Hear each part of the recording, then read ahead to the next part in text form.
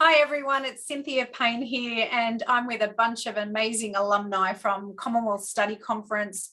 We're here giving you some insight as to why we would encourage you to apply for Canada 2023. Applications are open, and we'd like to really take this opportunity to share a little bit of our experience. So Commonwealth Study Conference started way back in 1956 by the Duke of Edinburgh, and you've got a bunch of amazing people here who've all had different experiences. So our whole message here today is encouraging you to put in your application and consider coming to Canada 2023. So Joe and I actually were in the same study conference back in 2003.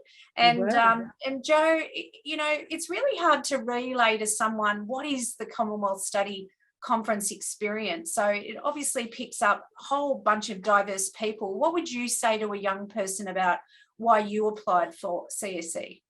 Well, it's how long have we got, really? If I was in the bar with someone, I'd be trying to persuade them to come to the conference and get all the wonderful things I got out of it. But I guess in a nutshell, as I think you've already sort of explained, Cynthia, you come away with a global group of friends, people like yourself but different as well, you know, people with drive and enthusiasm. But I think one of the things for me that came out of it was looking a bit deeper into myself. I didn't go there with that in mind particularly, but I think when you're there and you're being whizzed around all these different places and organizations, and you're being with these people and having a really intense and yet broad experience, it makes you ask questions of yourself. Am I doing what I want to do with my life? Could I be contributing in a different way than I'm contributing now? Have I got skills that I hadn't tapped into before? So for me personally, I was working for a very large global corporate company, telecommunications company at the time, and it was a great job, great career. I really enjoyed it. But within 6 months from the conference, I had left that role and got much more involved in fair trade and environmental things, and which is what I'm doing now. In the end, I'm set up as a social entrepreneur, and I run my own social enterprise now. So I think it can change you in ways you're not even expecting and make you contribute more to the world than perhaps you went in there expecting to do. And Joe, so beautifully articulated. You don't know how it's going to impact you. And I think, Stephen, you went in, I guess Joe came out as a social entrepreneur, but you actually went in originally as an entrepreneur. But obviously it also had a pretty impactful experience on you. Can you share how you came about to be a CSC attendee, and you know, what was most impactful for you? Well, like many, I had a friend who had been in the conference before, and she had shared the experience with me over dinner years after. And then she said, I guess she sent me the app. She goes, "You should apply for this." So I did. And I have to say, I was surprised that I was selected. And I remember asking after, and I guess there was a combination of reasons why I was selected to add value, you know, which is great to hear.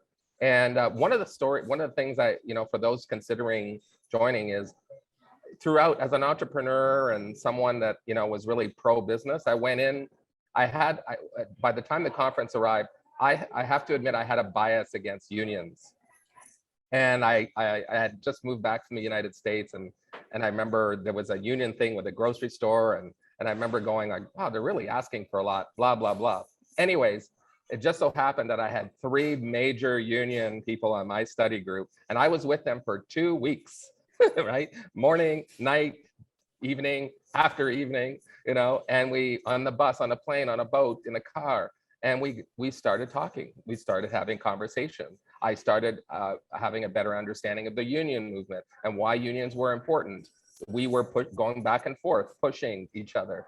And I came out of the conference 2 weeks later with new friends who were, top union people who have gone on to have amazing careers because they were already leaders, but the conference just pushed them further, and a new perspective. And since that time, as we know, the world changed, right? Yeah. In terms of the imbalance of the corporate and workers and all that. So I gained this great new perspective, and I've used it in my work. I've used it as I consult to different companies.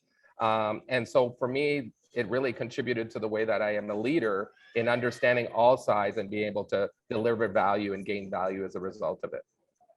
Such a profound experience, Stephen. And you would never have known that at the time when you kind of just blindly put your hand up and say, yeah, I think I might like to kind of participate. Now, Amrit and Sybil both didn't actually get tapped on the shoulder by an alumni. They kind of saw an advert.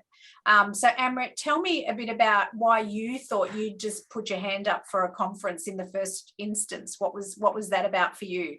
So it's one of those experiences you reflect back and you wonder why, but I literally just saw an ad in the paper. It said something to the effect of, would you like to be a future leader? If you're an emerging or future leader, this is something that would be of interest to you.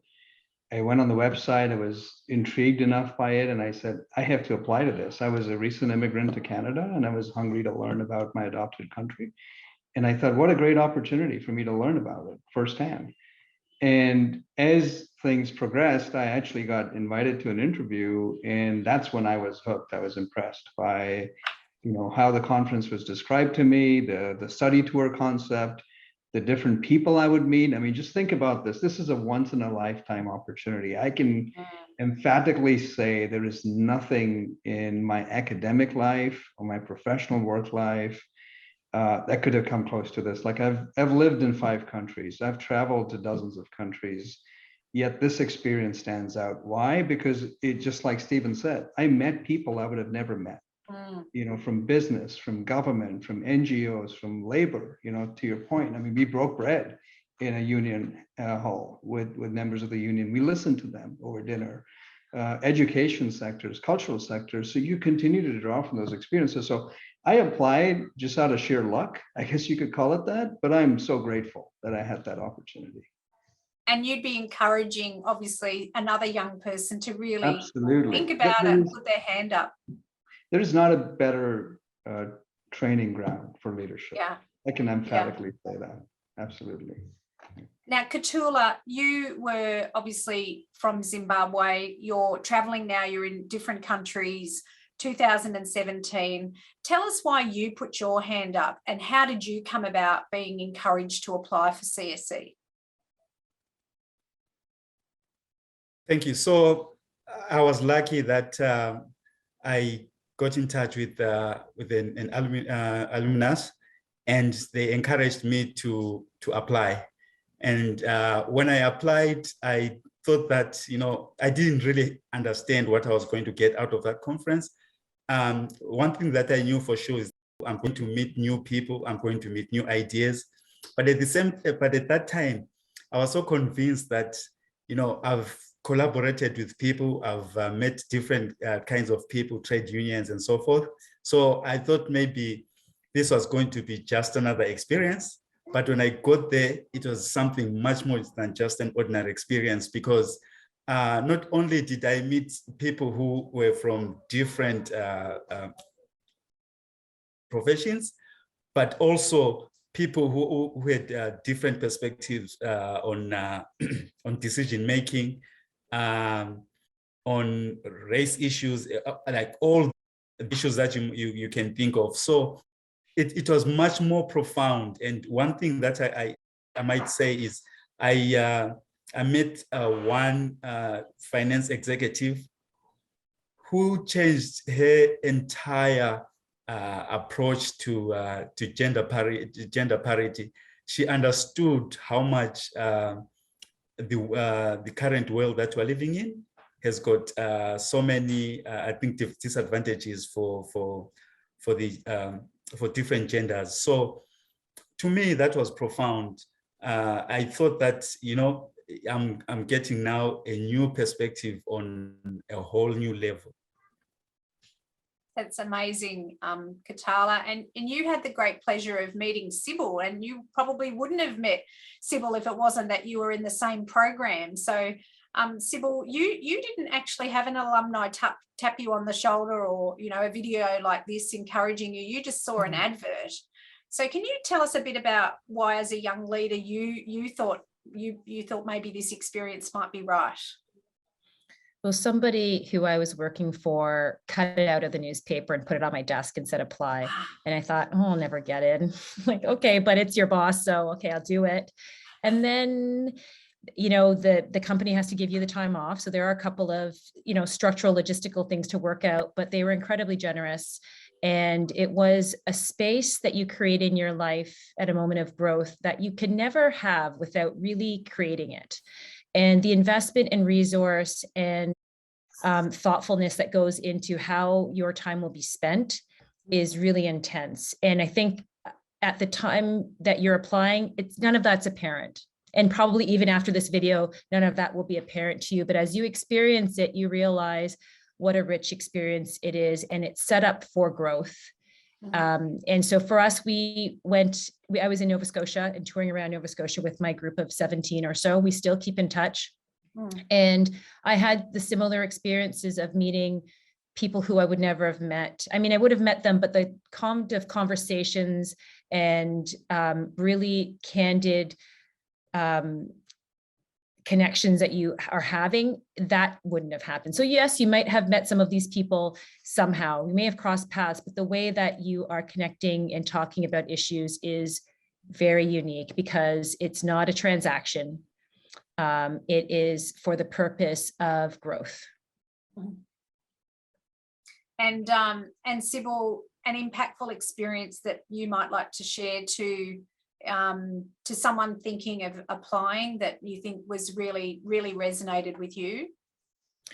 For me, I had grown up in an urban setting and gone to school in an urban setting, so I really didn't have a lot of exposure to Indigenous history, despite having gone to school in Canada at that time. So for me, traveling and meeting in particular a residential school survivor named Isabel Knockwood was so impactful for me. So she was a model of resilience and an elder who was really generous with her wisdom.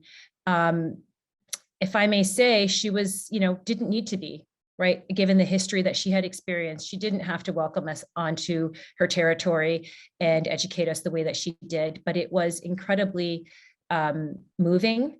It was open, and it was a moment of learning for all of us. And we take away from that her model of resilience, really, and her story. And it connects us with a lot of solutions that aren't really obvious necessarily. Not necessarily obvious to the Indigenous knowledge, but is impactful. What a great way for us to make a wrap and encourage our pay forward to you. And that is encouraging you to apply for Commonwealth Study Conference 2023. You can go to CSC2023 as the website, more information there.